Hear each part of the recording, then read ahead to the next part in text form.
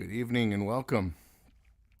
Welcome to another episode of MXDTV. Tonight is episode 24 of MXDTV, and I'm your host, MXD, or you can just call me Mark. Tonight's a special night. I'm very excited. I've got a great special guest. We've got the poet M.L. Williams here tonight to read and talk about his book Game. Some of us know him as Mr. Williams or Marty, but I'm very excited. I'm honored to have him here. My executive producer, my wife, is telling me that everything looks and sounds okay, and that's good. I'm very excited to have Marty here tonight. That was the first nose touch, Marty. He gave me a double thumbs up. Diana Drollinger's here. Hi, Diana. For those of you that are here, thanks for joining us. Typically, I start the show with a song, and I'll do that again tonight. So I guess I'll start with this one from my last record. Because, Marty was my teacher in high school, and we're both from... Oh, Sherry's here. I told Marty I wouldn't take too long. Danielle's here. Okay, great. We got a lot of friends here. I'm gonna play this song because we're Central Valley guys. We're from Fresno. This is definitely a Central Valley song, and it's off my last record. It's called Mr. Sorrow Strikes Again. It goes like this.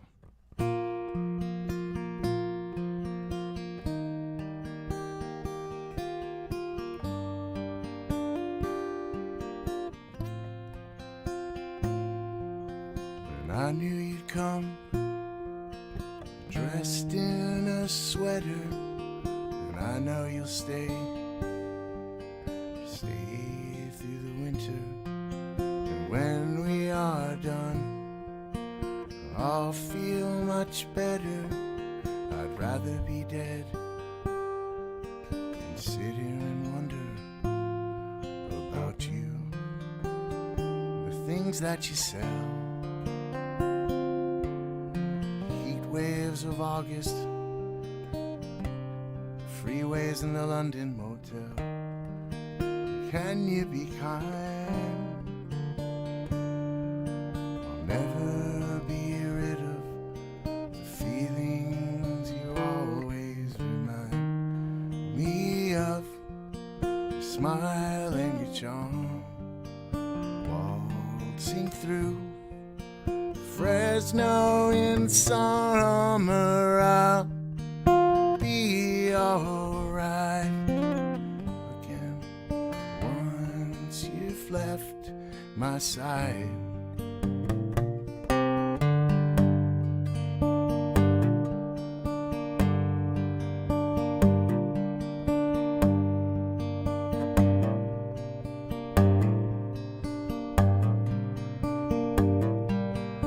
Downtown is cold, chill can be bitter, and it's hard on the bumps and the girls on the corner.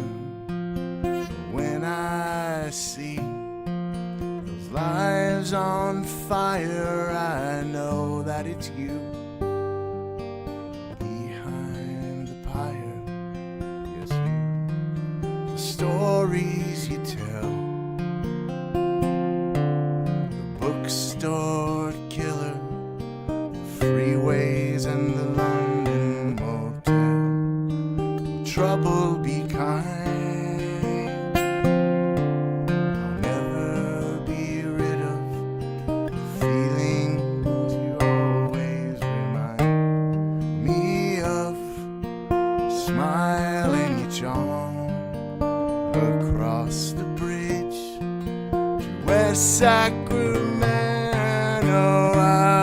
I'll be alright again once you're by my side.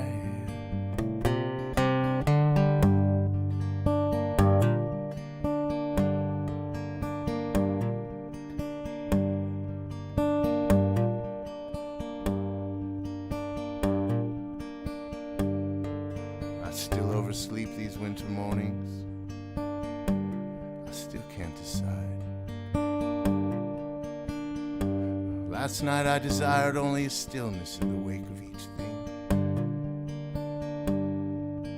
The air held inside a dead spider on the sill, or a shell washed up this morning. Or even the air inside of a struck chord, when the pianist seems to lean over slightly, as if he strains to hear a note just under his own held breath.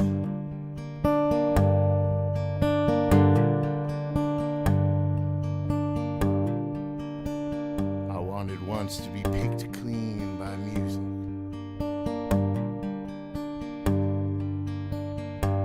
by wind,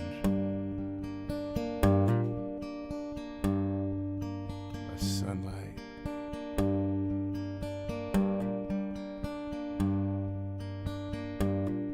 by sunlight.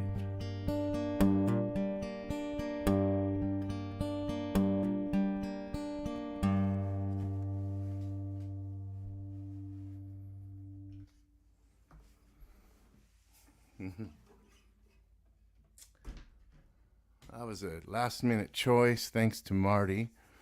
We've got some friends here. Laura's here. Yes, me too, Laura. And Lydia's here, right on. And Melanie's here. Great. So glad everybody's here. And without further ado, I don't know what ado is, but without more of it, I'm going to introduce my really good friend, Marty Williams. Hey. Hey, Marty. Thanks for being here tonight. Thank you. Thanks for suggesting that song. I'm glad I ended up doing it. Thank you. I like that song. It's got a lot of poetry in it, and Well, it has at the end on the recording. You can hear Larry Levis's voice reading that poem, and so when I do it live, I like to do a little snippet of it. And you knew Larry, correct? Yeah, I studied with him before he left Utah. I had a workshop with him, and he was going to be my dissertation chair, but he decided to go off to greener pastures in Virginia, in Richmond, and so I had my brief experience with Larry, and it was intimidating and wonderful, but it was he's just a brilliant guy, and so it was tragic when he died so young, but his poetry remains, and I found out, because he's from Selma, right? Right. I found out long after I worked with him, long after I found out that he took my cousin to the prom.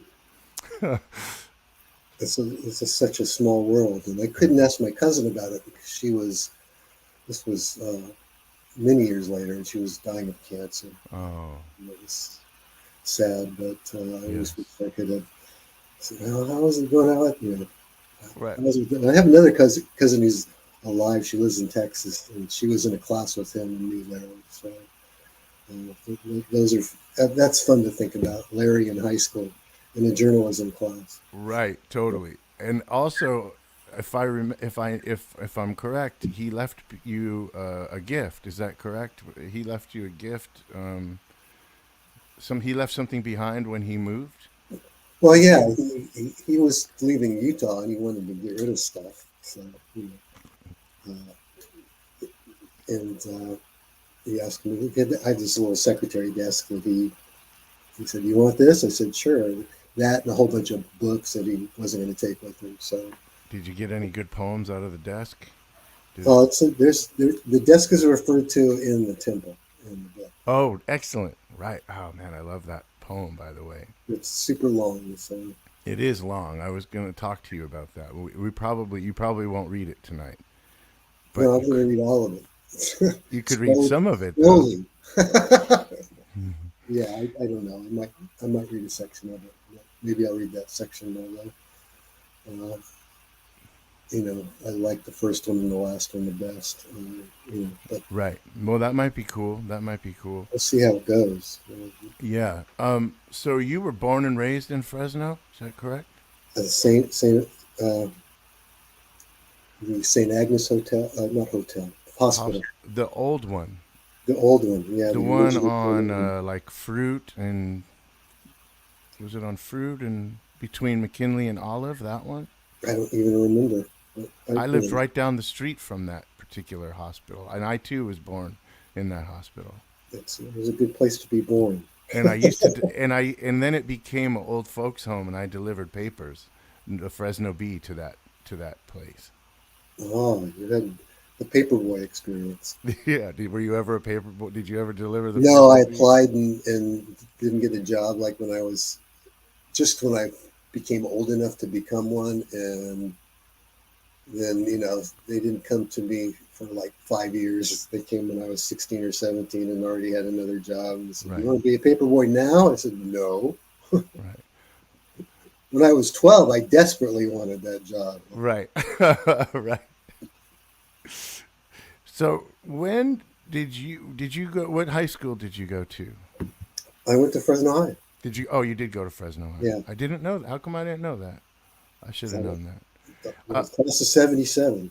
77. And when did you realize that when were you infected by the Fresno poetry virus or bug, or when did you know? When did it hit you? What was your first experience with the poetry in Fresno, where you knew you wanted to be a writer? It was kind of wild. It didn't happen in Fresno. Mm. I wrote about it in Chris Buckley's book, Names of the Lost. A little vignette in there is about how I had to go to Berkeley to find out that there were poets in Fresno. And I was taking a class from Tom Gunn. Oh, right. And, he was, I got the story of how I got the poetry bug is, about failure, but I'll do this part first. But yeah, I was in this workshop from Tom Gunn, Wow. and he brings a poem called Desire by Peter Everline as one of the example poems to talk about. Right. Right. I remember reading that. And, Sure. and I love that poem. And I Right. loved the poem immediately. And then, it came out that he was from Fresno. I said, Fresno? Are you kidding me? Right. That's impossible. I've never heard of this guy. Right. Never heard of this guy. Never heard of Phil Levine. And, Right. I guess it's not that surprising because when I was in high school, I was going to be a science major. I wanted to Mm. be an astrophysicist. So, Oh, really? and I thought about writing, but I thought about writing science fiction on the side, Right. and being an astrophysicist and telling these science fiction stories. But, yeah, I got to Berkeley and ran into the wall of a physics class. I took physics and I was accused of cheating because the TA gave me the wrong form of the test in one of those giant sections of 500 people. I guess they overlapped, and that rattled me. I thought, really, this, and if I had the score that I got before I was accused of cheating was not good. So I actually went and argued and got my score changed. But I said, if I cheated, I would have done a lot better than C minus. Right. Right. But it just really made me. And I was having these good English classes with these comp lit teachers who Right. were small classes, and I was getting into reading that literature, and that's what kind of turned me around. Right. It's amazing. It's amazing the reach of Peter Everwine and like the influence that those like he in particular. I think I remember seeing him read and just like it totally changed my whole life, and but I didn't even get there until I met you first, but you had already encountered him, and so I love the section in that essay you're talking about. I think it's called Patchwork Elegy Yeah.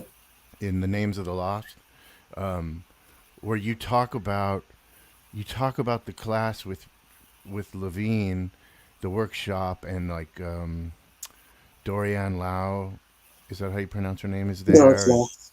Dorian Law, lost. and you're feeling really great about this poem that you have, and everybody's kind of dancing around trying to be critical in a positive way, and Levine just stops the whole thing and is like, this poem is terrible. No, that's not what he said. You need to get the quote right. This poem is a fucking disaster. Well, That's what he right, said. right. Well, I was trying to. I was gonna read it, but I thought I was hoping you would say it for me. Right. Yeah, He says this poem is a fucking you disaster, do and have he a would. 7 second delay to bleep these things, right? No, that's fine. I say that my child, who's gonna be 6, is already well versed in all of the curse words because of me. Well, Uh, just Anglo-Saxon. so when that happens to you, are you already used to that sort of thing from him? I mean, you in the essay you take it with some with great humor. You respond in humor with like, "Don't hold back because we have guests" or something like that. And No, we were kind of. Phil was tough. He's famously a tough. Was a famously tough teacher. yeah, You know, brick no nonsense whatsoever uh, in poems, and he had he was not going to waste the time of those people. And I can, and like I said in the essay, I went and talked to him afterwards, and he was so generous. right. Well, You know, I love that part of it. When can you do you remember what that conversation is? What he says to you? yeah, I was asking what was going wrong with this poem. This is exactly what happened. I said, well, you're not a reporter. Right. You have It's to be because you're like, that's exactly the way it happened. right. And he's like, well, so what? Well, I That's was trying to prettify the language, and he said, "Well, that's not what poetry is. You have to create this art form, and you have to right, make it work together. And it right, doesn't right, really matter what happened. It matters what happens in the poem." right, And that was a huge lesson for right. And me. you say something like, that's what every novice poet needs to hear. Is Hmm. that is something like that, and you've taught that ever since. Yeah, I talk to that with my students, and so that they don't feel bad when I'm Right. or if a classmate brings a valid criticism. Hmm. Now, I would never say what he said to me, but uh, students are a little bit more delicate these days. But also, it's not that I'm teaching undergraduates primarily, so it's a little bit different. Right. Right. And, they need to be encouraged. But if Right. you're in graduate school, you think you're somebody Right. already, and so if you're not going to get better if you think you know everything already. So Phil Right. was all about, if you want to take this seriously, you have to step up your game. Right. Not the one that got you here, the one that's going to take you further. Right. So Well, that is a good attitude to carry forward. And well, I think that's a good spot for you to read some poems. Would you like to read some poems from your book? from my book, hell no. This is this is Yeah, Marty's new book. It's called Game, yeah. and Well, I put on it's my super powerful reading glasses. right. It's brilliant, and I think we've talked a little bit about it, but I would love to just hear you read some poems, man. And Okay, I'll get out of the way. I'll read two or three, and Okay. I'm going to start not with one of my poems. Uh, I'm not going to read poems by all the people I would love to read poems from. You know, Connie, Chuck, Right. Peter, Phil, all the Fresno people, Larry, because we would do nothing else. Right. Right. My friend Elena Karina Byrne, who has a new book out. Uh, there's just so many great poems. But we were talking the other night when we were kind of doing the run through about your teacher at Fresno City College, Dwayne Ram, Yes. and he's somewhat underappreciated or not very well known. Right. I could read Chris Buckley has a new book out; it's fantastic. Uh, but he died recently, Dwayne. Right. and I was very saddened by that because I was surprised because he really didn't let people know that he was sick. Right. But before he died, he sent me a little book that he made on his press, Panther Creek Press, and you studied with him. I And did. I thought, I took him at Fresno City College. It was my right, first poetry workshop. He was out of right. sight, man. And Lee Herrick's there now. He's a great poet too. So they're getting good people still at Great. Fresno City College. And I could read one of his poems too. He has a new book out. So, but I'm going to read Dwayne's and connected with him through. He would talk about peppers. He was like growing the hottest peppers in the world. He was growing Carolina Reapers, and I only made it to ghost chilies. You know, that's as hot as I got. But I would ask him about growing chilies. So he would talk about that, and he sent me this little book. Oh, And this is called The Day of Patience. I'm gonna get out of the way. All right. Thanks, Mark. Sure. And this was the day I tried patience. In the morning, the word was a shield I stood behind, a stolid archer. It was a stone I turned over and over. So I got out a packet of seeds known to take forever to sprout. I made rows perfectly straight in the garden and got down on my knees. I planted carrots. I relished the tedium of pulling weeds, of being careful, of nurturing my crop. But how many saints have gone down in a blaze of temptation? This very afternoon I trimmed a puzzle piece. This same day at solitaire I peaked. Then I remembered how often I had sat before a chessboard waiting for genius to come, and the long evenings I had fussed with God because nothing ever happened in my life. Then I knew patience was a huge pair of shoes, a baggy suit, a terrible savior I could never face. And that's a wonderful poem by Dwayne. And so it was good that you had him as a teacher. Oh, what should I read? I'm going to read a prose poem. I like prose poems. I've written about them. Uh, this one's called "Hate the Moon." Because poets are supposed to love the moon, so I had to write a poem called "Hate the Moon," and it has an epigraph, as many of the poems in the book do, by Ludwig Wittgenstein. And I'm not going to say his name every time, but it's from Philosophical Investigations. It's kind of a trope that goes through the book. But the epigraph is, "This is the face he shews the world. Frost white face cools nothing. Its notional sadness that we call it a face, call it man when its movest for menses, liar moon, dark side mocking, its slit-eyed cinema trick, its tidal drag up long estuaries and out, omens us and cuckolds, shimmers waves in long stabbing angles that it insists poetically, moth light and held breath, hunter and fall blues moon and owl-eyed, sad plague and cotillion moon, brass band under a hurricane sky, pickpocket moon, Hecate's hounds after you moon, morning rise and wine dregs moon, its gibbous promise raising a sigh, August robed in smoke and ash, guilt and smog, slow in its arc moon, eclipse moon, color of bad teeth, though hot, this everlong night be done. I think I actually skipped a line, but it read seamlessly, so you have to see it in the book if you're interested. Uh, it's a short one called Kite, a kind of bird. But isn't the same at least the same? That's the epigraph. Swallow-tailed kite, all 4 foot wingspan, page white head, ink black back, rises from a tree above the backyard wall, rises from a nest of mockingbirds there. Two at its scissor tail, too late, too small to make it drop the fluff in its talons as it veers and soars, bird eating bird in flight.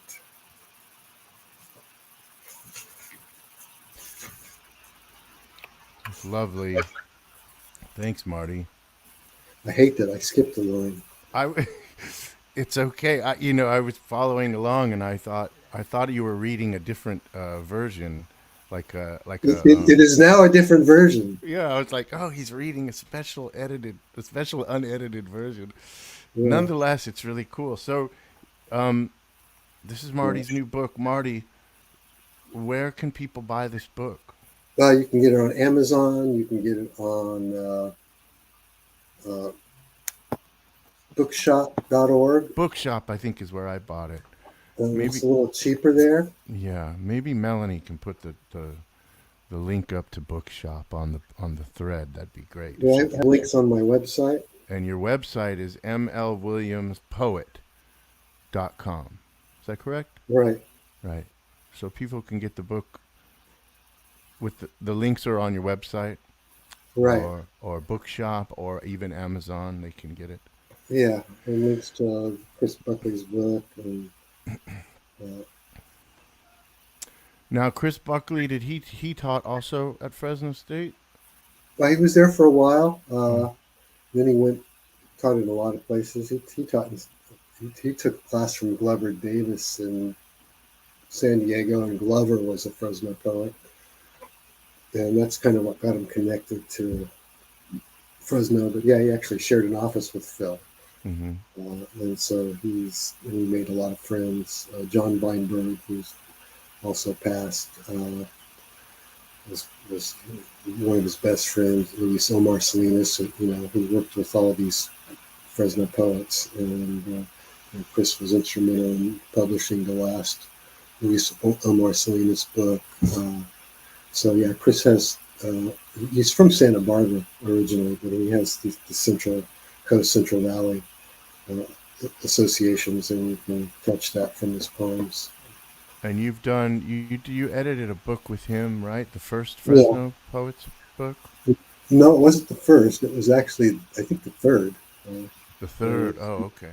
was down at Santa Fe Depot was the first.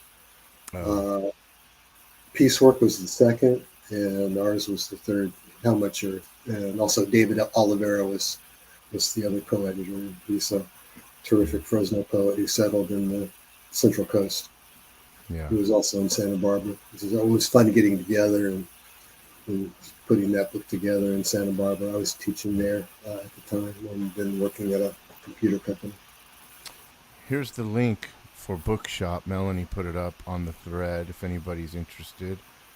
To get Marty's book, I think you should. Marty, can you talk a little bit about the title, Game? Well, game comes from Wittgenstein's philosophy. He kind of compares in philosophical investigations the way language works. He compares it with the rules of a game. They're arbitrary and it has to do with agreement. So Mm-hmm. language is its rules are agreed upon and negotiable and in flux. And he kind of had written a previous book on language in which he was dealing with uh, Logico Tractatus Philosophicus, in which he kind of proposes how propositions work is very logical. But he kind of changed his mind when he saw kids playing and how they worked out things when they were playing, and it really changed his view of language. And so uh, I had a philosophy teacher at Berkeley who taught the book, and it stuck with me. Then I found out a little bit more about him, and he's a really interesting person, interesting life, Yeah. and a lot of tragedy in his life. Right. We both lost brothers to suicide. He lost, I think, three. Uh, and so we had that emotional component came in later. So then Yeah. I went back to the book and found all this marvelous language and Yeah. used that as a ways to prompt writing. Oh, So I turned it into a game. I looked for an interesting phrase, put it on the top of a page, and that's how the poems started, right? yeah, that's how a With lot of the poems started. Not all of them, but a lot of them. a lot of them, right? That's Yeah. interesting to me. That was my question. I was going to ask if you started with the quote or if you already had the poems and then you matched but you started with the actual quote, right? And then made something of it. For most of the poems. Yeah, But for example, Hate the Moon just came, and I put the quote in later. right, Vermeer, I had published previously without the quote. So right. then I found one that really fitted. So, The but subject, the subject, 90%. the subject of children playing is a kind of a recurring theme in the book, isn't it? Like, doesn't that show up in a lot of the poetry, in a lot of the poems? I think of images when I'm thinking of some of the poems I've read in there. I keep like there's one of the poems.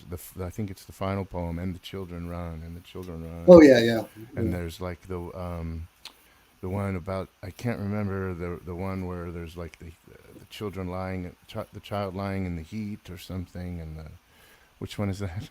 I forget. That's I think that's You It's Must a Change really His Life. yes, so good. I love that. So it just Of course, that one's a little different. It doesn't have one of the epigraphs, but the right. title is the last line of a Rilke poem. So, You mentioned your brother. Would you be willing to Would you be willing to read that poem, Hat? yeah, of Is course that I'll okay? read it. Is that And okay?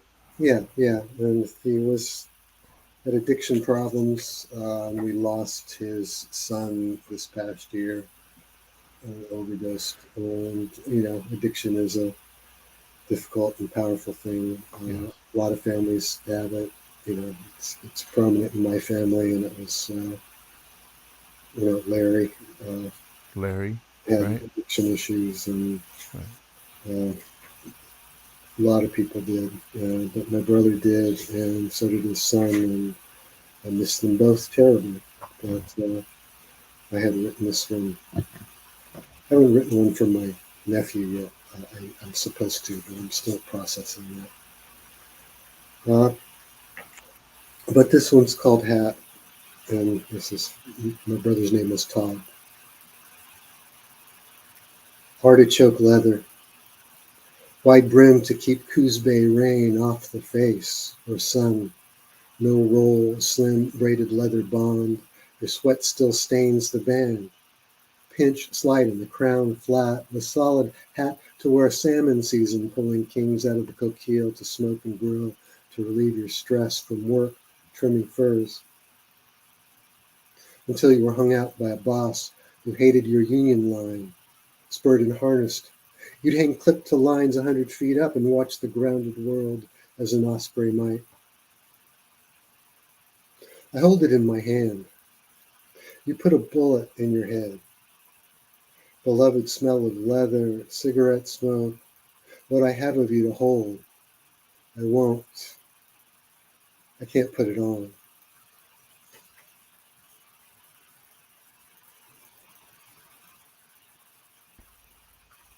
thanks, Marty. And I still have it. I still have that hat. Do you? Yeah. That section. It's interesting you chose that poem to begin that section of the third section, which you cannot say. That whole section um, feels really personal to me. It is. It's very elegiac, and it has. There's a lot of really And beautiful things in there. it's many are for people who died, including Phil and Pete and Larry. Uh, but also, there's one that's about Cafe Midi, which was a Fresno institution that so many of those people. Uh, Yes. and I went to it exactly once, and then tried to find it when I moved back to Fresno. It was gone. So, Right. I love you know, that poem. It's yeah, nice. that one's fun. But yeah, there's one from Mark Strand, who was one of my teachers too, and Richard Beavan is a poet, and my grandmother. Poems about my grandmother and grandfather are in that section. So, my little elegy section. You want to read a couple of those? Well, Uh, sure.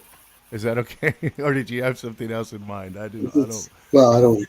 No, I don't have anything in mind. Okay. I love the Cafe Midi poem. Well, maybe I'll read it. But first, I'm going to read Calliope's. Oh, great. I love that one too. I like them Calliope all. So, for so Peter and Phil, and this is based on. Uh, I used to go bother Peter.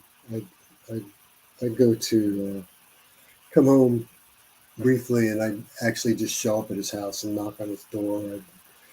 Sometimes I'd call him, but usually I would just show up and knock, and he'd open it and invite me in. Of course, as I bring wine, so we had a reason, good wine, and so we had a reason to open the door. But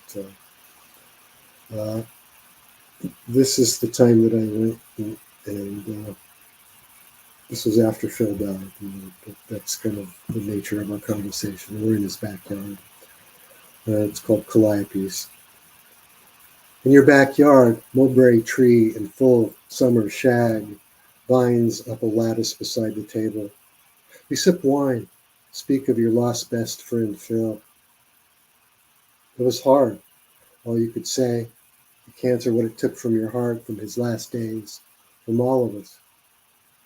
In the silence that must follow, two hummingbirds break from the tree, sip red syrup from a feeder, zip back into the shag. Calliope's too, you point, noting the green back, the purple-red beard, your tired voice delighted now. I thought there was only one. Two muses, I laugh. Beautiful. Two, you say, watching. And you smile. Begin a funny story about Phil. And yeah, that was such a pleasure when those two birds came out. And we were kind of in one of those misty moments. But okay, I can do Looking for Cafe Midi. Fresno, 1983. Trying to find the old cafe I'd found instead of the Vietnamese restaurant. The hoisin grilled pork was good and cheap, but I was after cappuccino, chasing a memory of when my cousin Jim, nurturing my interest in chess, would lend me books on the game along with garishly covered ace double sci-fi titles to read. He took me just once to the cafe to hang out, play, watch the old guys feed their camels to the smoky air and snap each piece to threaten from its square. No talk. They'd slap the chess clock after every move. They seemed angry, and the hippies, my father would have called them, mad too, talking politics. And I'm guessing 1971, Vietnam and Nixon, sharp coffee smells breaking through the smoke and clatter, the cool marble table holding up the board in our cups. It all baffled me then, but I craved it when I moved back. Wanted a place to be strange and sip coffee and argue, listen, or just watch, but it was gone, along with the ghosts I sought. Talk of poets and dreamers who passed through and left something in the air, some phrase to catch, some kind of anarchy out of the narrowing grid I'd found myself confined in now. Instead, bean thread and spring rolls, rice, first taste of pho and fish sauce, and now I miss that too. So that's a good Fresno poem. And a prose poem, even though there's some rhymes in there. Rhyming in a prose poem. What draws you to the prose poem? And what is it that you like about that form? What I like about it, and I've written on this, I have strong opinions about it, and some people don't share these opinions, but I think a prose poem has to do what a good lyric poem does. And a poem has lines that break the tyranny of time. As Larry Levis says, the lines of a poem, they destroy time. Right. And that's a beautiful phrase, but how do you do that when you're writing prose? You don't have the line break to kill the sentence. Right. The sentence is all about time, and that's why prisoners have sentences. It's not because they're reading; it's because they have a time that they have to do. And the sentence is kind of a prison, and the line breaks us out of prison.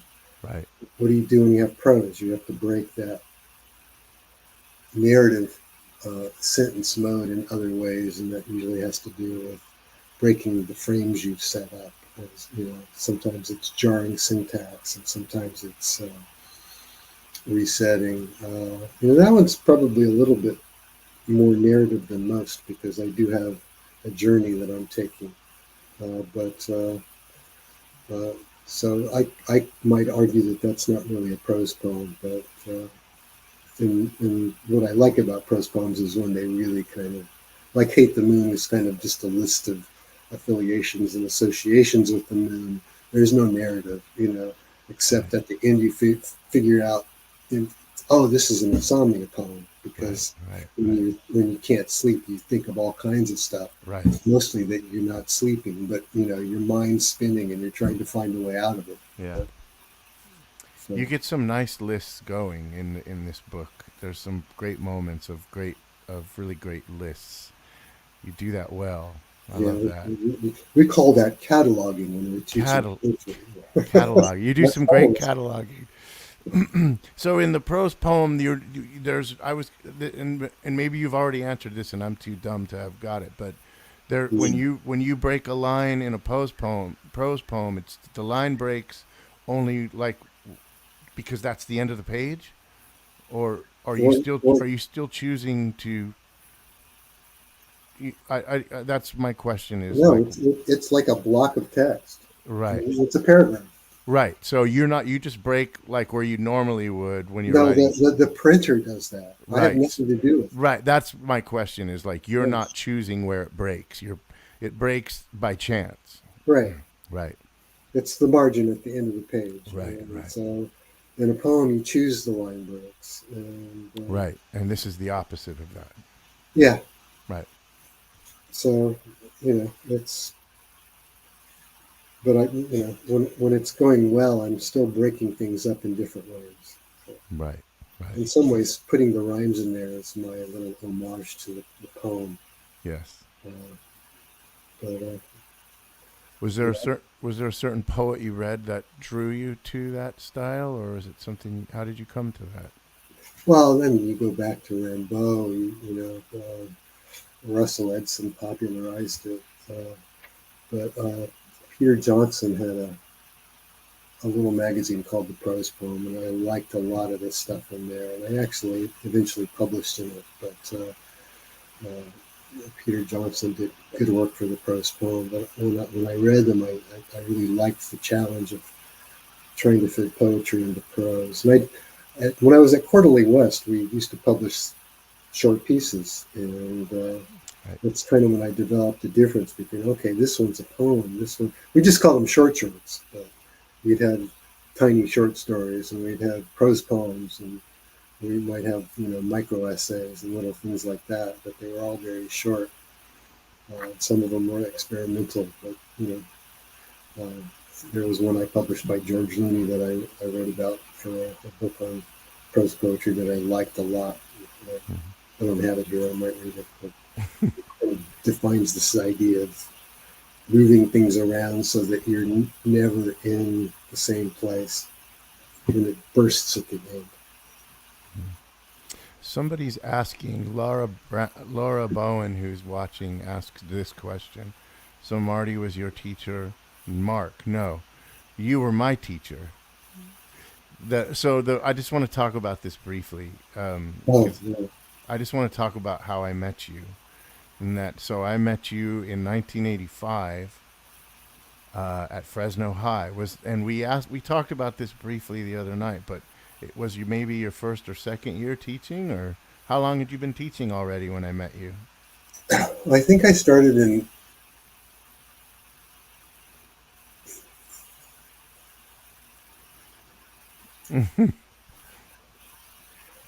that was my third year teaching. Third year teaching. And had you taught at Fresno High that whole time, or? No, I taught at Fresno High, I went to DeWolf, and then I came back to Fresno. And that's when I met you. Right. So what was it like to return to Fresno High and teach like that? Was it exciting for you, or? It was weird, because like a lot of, the teachers I took were my colleagues. So, right. Fred Carey. Fred Carey, man, I had Mr. Carey. Remember Nietzsche Bear? Yeah. Fred Carey. So he was kind of like the elder English guy, right? I mean, Fred Carey. Remember how he used to get spit on his lips when he was talking? He'd joke about it and about the people who sat in the front. It was he was so good. I loved Fred, and we became colleagues, and I recommended him for something, and I was so sad when he died of stomach cancer. Oh my gosh. That was tough. Yeah, God.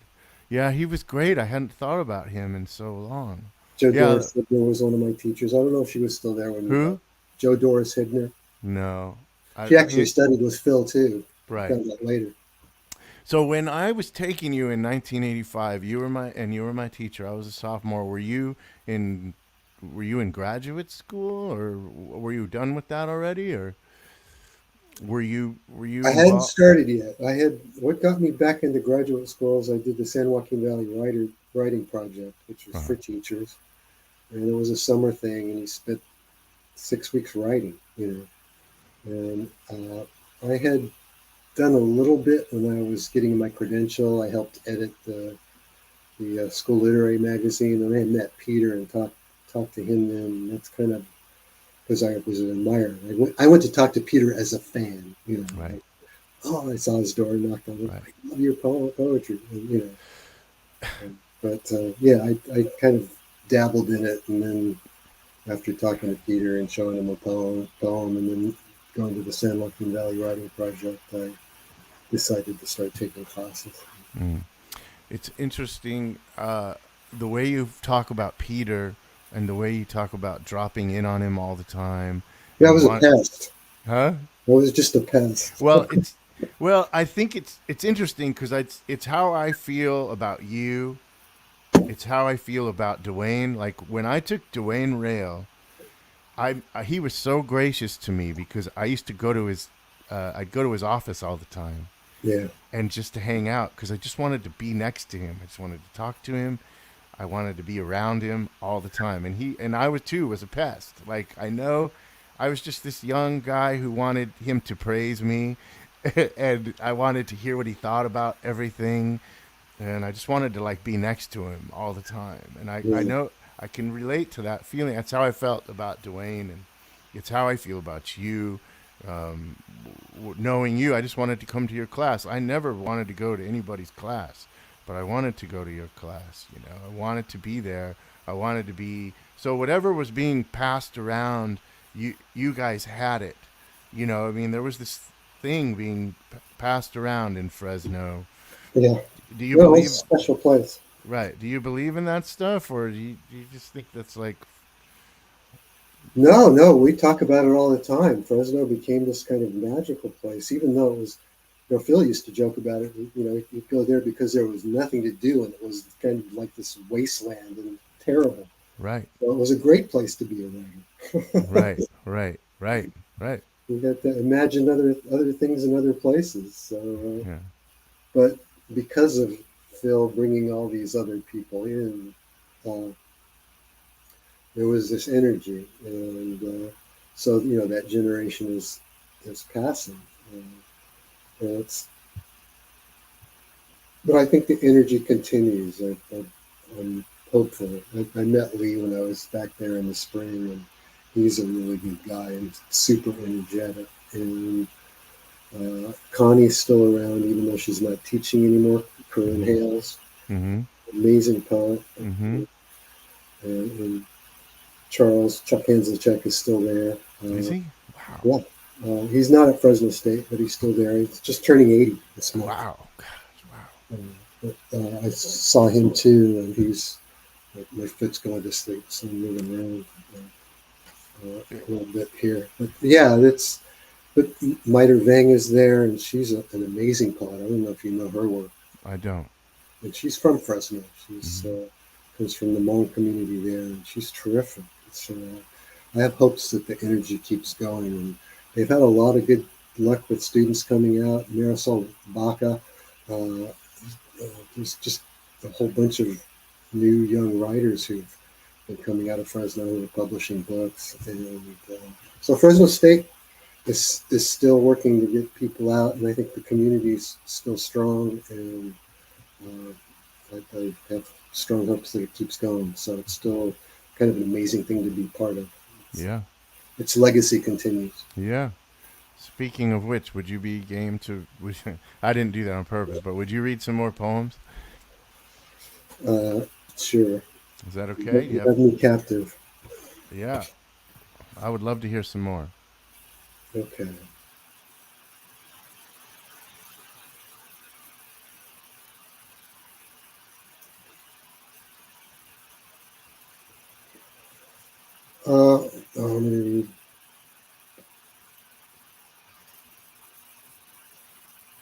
Well, this one's popular.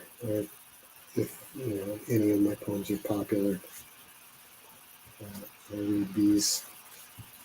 This one's called Vermeer. It's an acrostic poem. Acrostic just means it's a poem about another kind of art. And Vermeer is a painting. It has an epigraph. But a face in a painting looks at us too. No, not the Vermeer who painted a woman, head tilted into light as she pours light into a milk bowl beside bread. Not the Vermeer who painted the young woman you walk toward, her eyes wide, lips parted because she wants you to come closer so you can see yourself in the shining globe of her earring dangling. Not the Vermeer whose uncertain young woman dressed in red silk seeks your advice about the wine a man urges her to drink while brooding temperance looks on. Drink the wine, you say, but this isn't about the Vermeer of Delft. This is about the Vermeer of Pella, Iowa, the Vermeer of trenchers and tree chippers and stump cutters, the Vermeer of tub grinders and power mulchers, of hay balers and core saws and rock drills, the Vermeer sitting yellow and abandoned, listening beside the highway Sunday as you speed past, the Vermeer on Monday hard at work when traffic stalls and you crawl past close, and she adjusts her hard hat and looks right at you as the branch she releases becomes, in this beatific morning light, dust. That Vermeer. I'll read Roast. It's a coffee poem. This is one in which Wittgenstein makes an actual appearance. Describe the aroma of coffee. Why can't it be done? That's the epigram. Roast is the time. Chocolate and a bitter touch of tar, horn through the fog of steamed milk and brown sugar. Giant cap at Cafe Aroma, a Berkeley, dark in a Pilsner pint glass. Awake all night. High notes of dark chocolate, hazelnut, smoky kumquat meet Papa's opera notes in the Cafe Trieste, North Beach, caffeinating the poems of the beats. Smooth, rich Caribbean caramel, sweet with its haunt of jasmine tea and light roast Altura Chiapas served black, with chili verde and cotija on eggs with tortillas, Cancun. Deep wild elephant dung, musk, and chocolate syrup funk, a dank Seattle roast on Queen Anne's Hill, knowing Shakespeare trivia is worth a quarter on. Medium cocoa and sweet, bright berry break the heart the barista draws into foam at the Palomino, Sydney, smashed avo and toast with poached egg before we walk. The endless cup metallic, into vanilla and fresh on the road through Little Rock, Waffle House pork chops, eggs over easy, hash browns covered, chunked, and smothered. Ludwig stalls over his melange at the Café Central. 3 brothers dead by suicide, a war lost. The proposition of this perfect cup. No words. Like my glasses are crooked.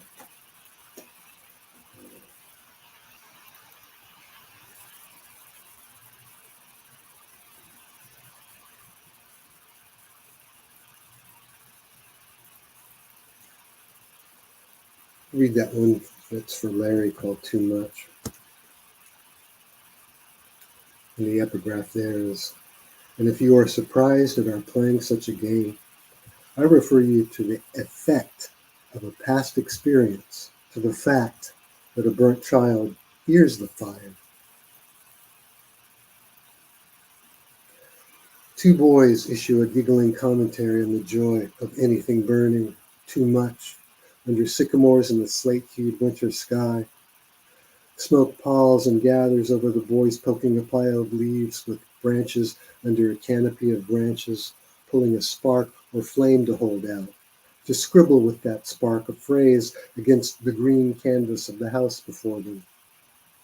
And the boys are you and I, and a car drives past towing the slow hiss of its leaving, and leaves scatter behind it, and the rakes have given up, and piles of leaves lie gathered and burning beside the street to ash and smoke. So we're caught together in the longing of boys and their words repeated over and over too much about nothing, pointing at the trees, the houses, the wires, the crows along the wires, the street, about everything. These two words are all we ever say to each other. Two words, too much. We chant until meaning dissolves like smoke into the iron sky. Chant until we make a cult of fall and youth and fire and all the bounty of ash and dust settling and rising in the forming evening fog.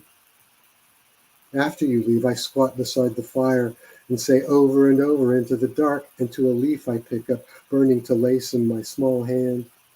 Too much. I blow it to ash and absence, taste in this gritty air, a good cold dark. I love that one too. The form of this one reminds me of his book, The Darkening Trapeze. It's kind of, he has those long lines in that book too. An elegy and also that central poem in The Widening Spell of the Leaves, Perfection of Solitude. Yeah, so good. Thank you. Uh, I love this book. How long did it take you to put this book together? I know that's Well, kind of a silly question, but I'm curious myself.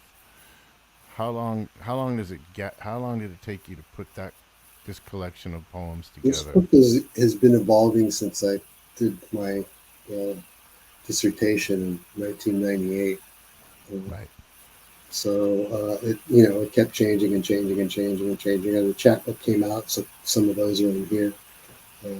Chapbook came out in 2008 called Other Medicines, and but a lot of those poems, some of those poems are in here, and then I just kept writing and writing. Right. Because there's a really cool arc to this book, and oh, is that lunch or I mean dinner? No, we had dinner. Oh, that's a snack.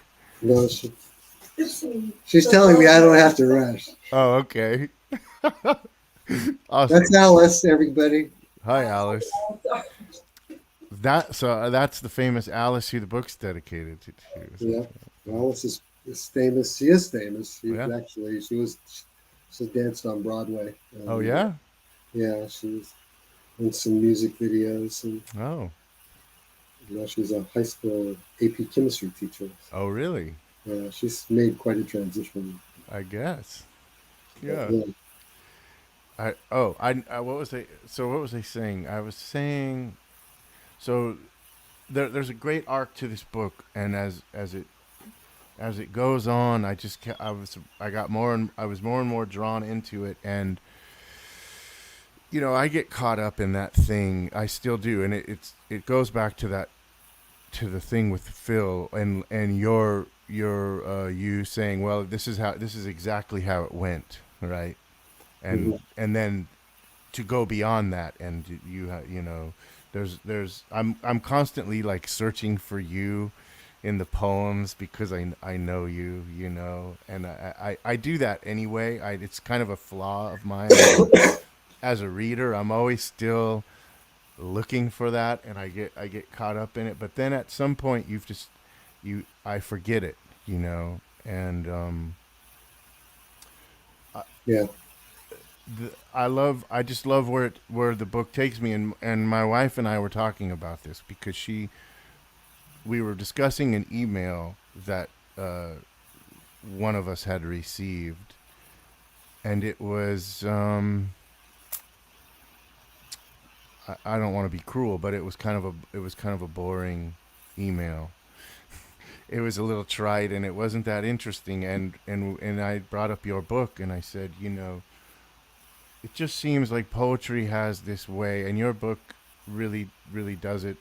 Poetry has a way of explaining things that are inexplicable, the arc of life, and the things that happen in life, and the way they're connected, and making sense of things that don't make sense, and even like the way you constructed the book as a game, right? And then Mhm. there's the final epigraph is um, about inventing a language, and to imagine a language means to imagine a form of life. Yeah, And and I just that's in Slab, the poem Slab, and yeah, and it's just such a you wrap it up so beautifully, man, and I just and, love and you should know that was the first Wittgenstein poem. That was my really that's yeah. amazing. So I just think your book does like it just hits me on all those levels that it's a very satisfying read. It's a challenging read. I had to look up a lot of stuff. Like for instance, the section with all the different gods Yeah, yeah. and myths. Did is that stuff you've studied and you just know about, or how did you come to all No, of I that? made that part of the game. I was, I do these challenges where I write a poem a day for a month, Do you and, still do and that? I try to do it once a year. I haven't done it this year. I may not be able to because uh, I'm out of time. It's hard to do when you're at school, but maybe I'll do it in December, right? When we get off, because I need to keep writing some more. Uh, but I found Wittgenstein phrases, but then I looked for another angle. So I started looking at these gods that I knew nothing about, but that were interesting. And then I try to incorporate some of the elements into the movement of the poem, It's along in, with things from common life. it's interesting how all of that stuff relates, though, isn't it? All of those old Yeah. stories, isn't it fascinating? Are you a religious person, Marty? Uh, I'm interested in it, Yeah, not in any organized fashion. yeah. Uh, I think that religion is just any consciousness in the universe is collectively God. So, uh, which is more of a Buddhist way of thinking about things, I suppose. But and that's kind of where my mind goes. But I also like to believe that all these local gods, these gods in every place, are alive in the people who think about them, and they stay alive, and they burrow in, and even though other religions take over, they have their, their life. I think Gloria Anzaldúa kind of talks about this in an essay in a really interesting way, and that kind of Who? I'm sorry. Can I interrupt? Who? Gloria Anzaldúa, Mm-hmm. Zaldua. She's a poet and a brilliant scholar. But I like the idea that these gods are still alive in different ways, Mm-hmm. and the the Aztec and Olmec and Mayan gods continued, even though the Catholics came and tried to suppress them. Well, they just turned, you know, made affiliations between their gods. And you know, Ishil is one of my poems, and it's Ishil is affiliated with the Virgin Mary. Would you be interested in reading some of those poems from that section? But yeah, I can read one or two. Thanks. I'll read Ishil. Oh, great. This one's the first one, and is the epigraph is. It is like looking into the cabin of a locomotive. And I live in a town that's small enough that the trains go across the roads and you have to stop and watch them. So that inspired, along with these other things, the poem. The train's horn doesn't belie my nervousness. Safe in my home, I feel its swaying mass, its clatter, its cone of light marked by rain into bright blur, gleaming tracks steaming in its aftermath, what it carries through and out of town, and who rides furtively over the rocks and ties, paints on the galvanized walls, bright names, brief politics, a flaking veneer of souls just looking for a ride, blanketing the enterprise of is that would otherwise connect nothing to nothing, secret cargo to secret cargo, horn to crossing signal, boxcar to tanker uncoupled and unloaded in the yard. what's carried across but not emptied into bills of lading. The names on the side in bright white letters, tall as I might be if mine were painted in seafoam and cobalt. The picture of the sad girl with straight black hair looking down at her hand always, what she sees there. And if you look at, sometimes there's beautiful paintings on trains, and that was what inspired. And Cedar Kootenai is Central American Aztec Mayan god. To see my own note on the subject. Aztec god of time and fire. Epigraph. I shall get burned if I put my hand in the fire. That is certainty. That is to say, here we see the meaning of certainty. And that's an epigraph. Alligator time, so light settles into turquoise on the evening horizon, wherever some sea heats into fine mist over the marsh. You got to burn it good, girl. Throw a shrimp in. And I'm in the middle of. Sorry. I'll start over. Alice was lovely enough to bring me tea. What kind of tea is it? It's good. It's got some honey in it or something. Oh, great. Hi, Alice.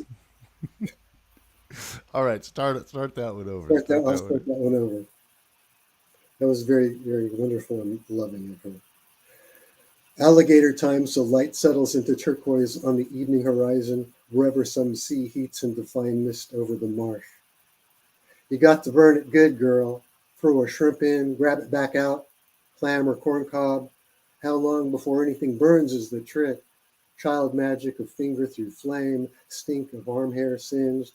Chopstick it with 2 pieces of driftwood, but it's no good, all charred on top. Bonfire volcanoes, red sparks when a log falls, or you throw a pine cone in. Smokes the eyes. You gotta let it die so you can see the fireworks later. Get right under for the grand finale. Feel it on your skin when it's done, when fireburst turns all ash and falls out over dead hot waves that show off a yellow slash of moon before they break. And yeah, that's kind of a bonfire poem, but gets those elements of the god and just, kids playing with fire. Because we all did that. Yeah. I remember hearing you read the first time recently on, it was for the Fresno State, I think it was like the Larry Levis Foundation. Yeah. Anyway, it was the first time I'd ever heard you read.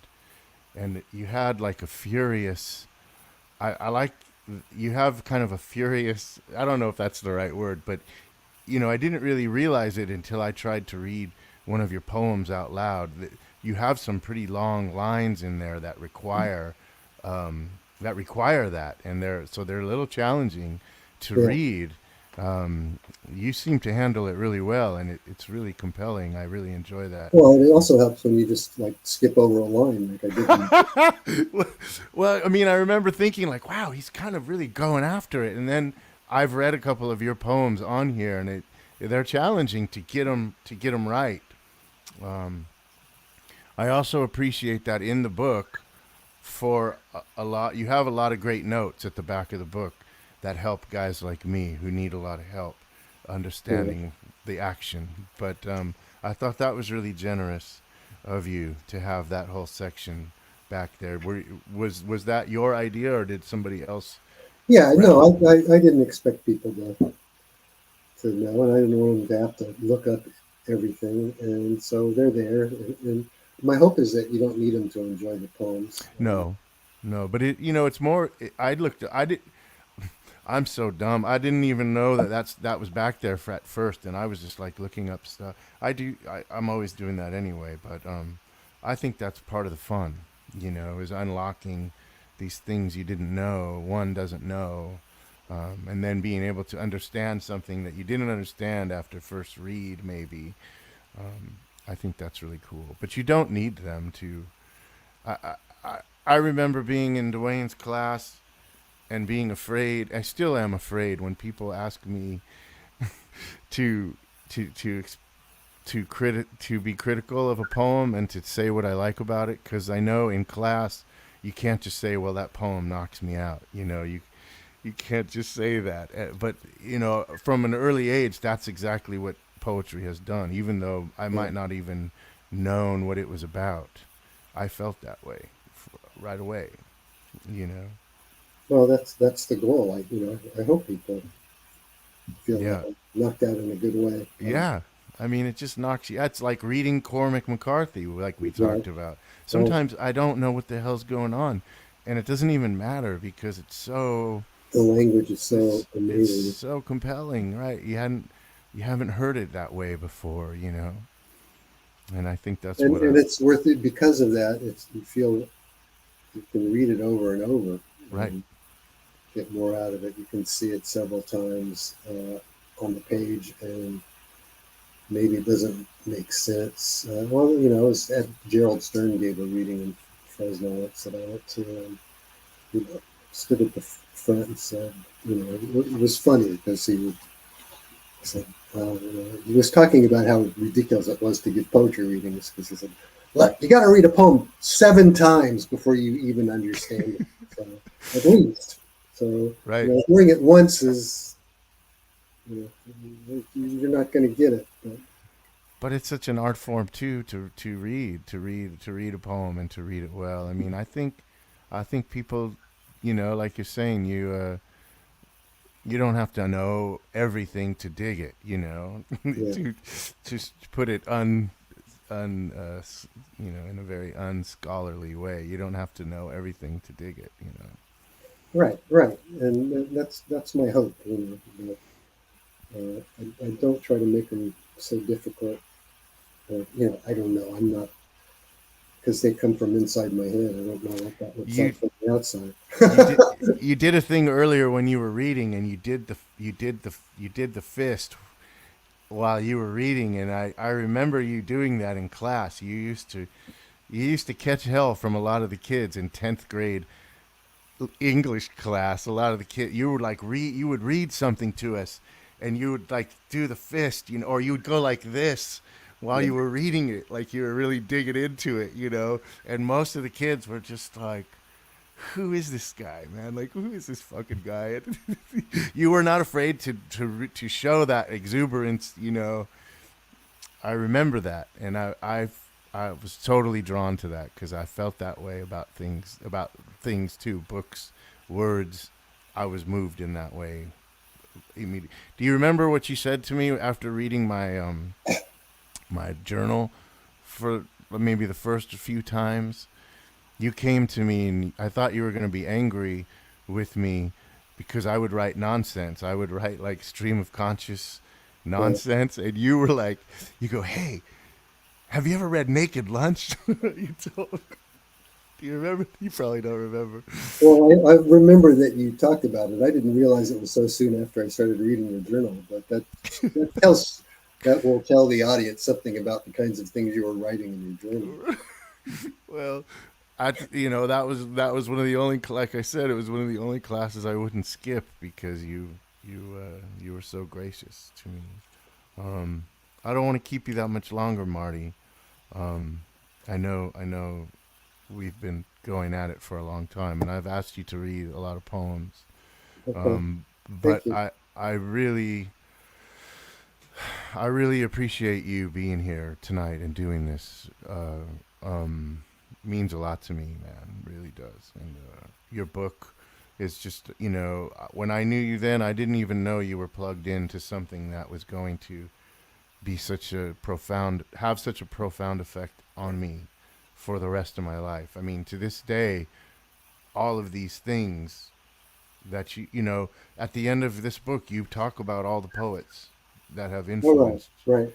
and it's so important because it's almost like this hidden tribe or something. How all these names you're just that have influenced you and helped you along the way.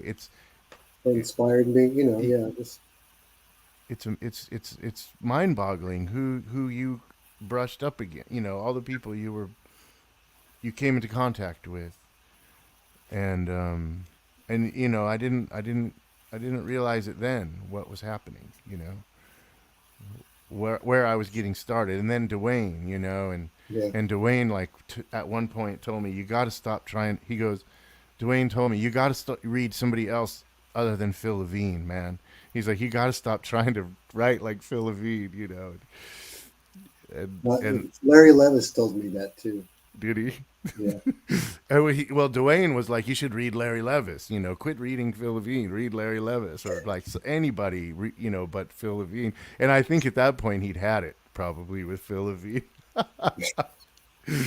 You know, but it's just amazing, man. It's Not he didn't have it. You know, it's not Philippine. It's all us wannabes. right, right, Had it right, with us. right. He's kind of like the Bob Dylan of Central Valley. You know, we're all just trying to. Absolutely. He like he started something and then sucked all the air out of the room at the same time. You know, we're all just trying to measure up to that. Well, yeah, they're trying to make us find our own voice, and Right, that's the challenge. right. And then I always think of. I wanted to say one more thing, and then maybe you'll read one final poem for us. Sure.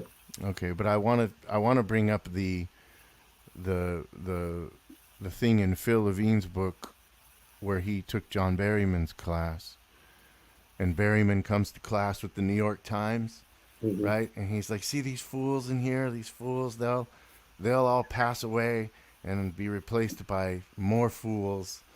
But what we're doing in here is forever." Or some. I'm paraphrasing, and I'm Yeah. probably ruining it, but it's something like that, you know. It's like he was so serious about it, and Phil was too, and you were too, and all, you know, it just like branched out. Right. Yeah. No, there was a great Merlin poem called Berryman that you should look up. Merwin.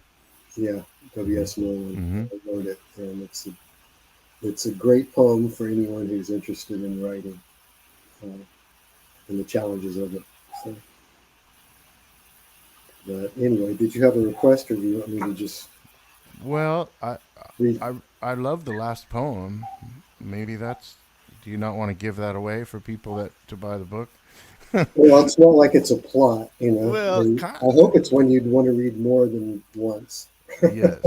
I love the last one. I love a lot of the ones there at the end. There's so many great ones. I love Circuit. The Yeah, Escalante's killer. I don't know if that's a poetical term, killer, but it is. It's totally killer. you must change your life is killer, and also I like A Side of Love is a knockout too. Yeah, those are long. I'll read Slab, but I hope you don't. I'll indulge myself and thank Alice by reading Quiet Night, which is a love poem. Uh, Probably the only love poem in the universe with corpse flies in it. Uh, but it's short, so it's called Quiet Night. Oh yeah. Thought can be of what is not the case. Not this world, nor the box of wax, nor autogeny of shining corpse flies alive upon a fawn in early snow, not the quiet poems of Lorca's dotage, nor Plato's perfect form surrounding, nor a virgin born child to bring no world hope, but blocks and pillars, slabs and beams, an axe, saw, plow, a loom, this quiet night, one tallow candle, a loaf of bread and wine, two glasses, two plates, you across the table. And I like that one too because Slab is in that one, and then that takes us to the last poem called Slab. Uh, with an I should read it loud. Slab! It has an exclamation point.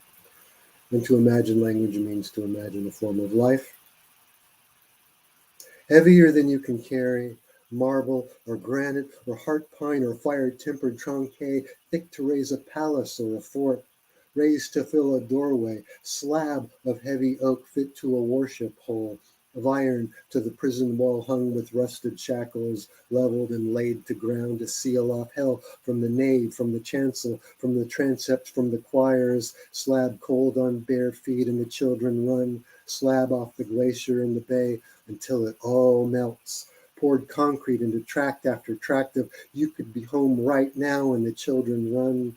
Thick cut of beef, bacon, dark rye, sharp cheddar, butter, slab on slab on slab on slab, dry rubbed and smoked Memphis or Kansas City or Georgia baby backs or St. Louis, Texas brisket slab, toe to it, pitch inside or down the pipe, goofy-footed coop, bailing a bitchin' slab in a tight barrel, spinning that Hendrix blues slab 33 1/3 through your first perfect kiss. Or slow-low and banging V8 Olds Cutlass to the 110 easy, all the way to Slab City to check out East Jesus, unless the blue light sprays the rear view. Just say it, and we'll go. You nailed it, man. That was great. That was great. That's a challenge. That's so good, man. Ah, I love that. Thank you. Thank you, Marty. I was thinking of this. I know you studied with Mark Strand, and I don't know. Dwayne Rail told me this Mark Strand story. You can tell me if it's true. But I guess Mark Strand used to wear cowboy boots all the time. Not when I was taking practice. So he told me. He probably did that because when he came to Fresno for that semester. So he used to wear these cowboy boots all the time, and he'd put them up on the table. He'd put his feet up on the table. And Dwayne Rail, somebody asked him, "Hey, Mr. Strand, why do you wear cowboy boots all the time?" And he said, "So I can be as tall as I can possibly be." He's tall. It's right. So I don't know if that's true or not, but I love that story, and I just think of. I believe the quote. Yeah, I believe. Yeah, like but I think it's also relevant to poetry. We're trying to be as tall as we can possibly be. I don't know. I love that. I love your poem, the slab, and the rhythm of that one, man. It's like, thank you. It's really great. Marty, thank you for being here. Thank you for taking time out of your busy life to sit here and talk with me and with the people that have tuned in. Thank you for tuning in. Thank you for taking the time and letting me do this. Oh man, it's a total honor, and I don't know. I'm just really grateful. I'm happy to reconnect with you, and you continue to inspire me in my life. And thank you. I don't know what else to say, but thank you. I love you, man. Thank you, and I don't know if anybody's out there, but thanks for watching us shoot the breeze. Look who's here, Mr. Pereira. Hey, Sam. Another great Fresno poet. That's right. Let's see. I love Sam. I got to blurb one of his books. All right. Yeah. The issue of Marriage of the Portuguese. So I'm very happy with. Yes, thanks for tuning. We love Sam. Thanks for tuning in, Sam. There's my wife. It changed her life. There you go. Thank you, Marty. She has to listen to me talk about you all the time. Thank you for the production. We didn't have any technical difficulties. No, I was worried too because when I was practicing earlier, I was having some technical issues. Oh, and Laura tuned in for the whole thing. Thank you, Laura, for tuning in. Yeah, we were lucky tonight, and thank the poetry gods. Marty, thank you. I love you, man. All right. Thank you so much, Mark. All right. I'll talk to you soon. Okay, I'm going to go out and walk some dogs. All right. Have a good night. All right, you too. Thank you, everybody, for tuning in. There's my sister. Thank you both. Thank you, everyone, for tuning in. That was kind of a dream come true, MXDTV. So thanks for sticking around and listening, and we'll see you next week. Have a great night.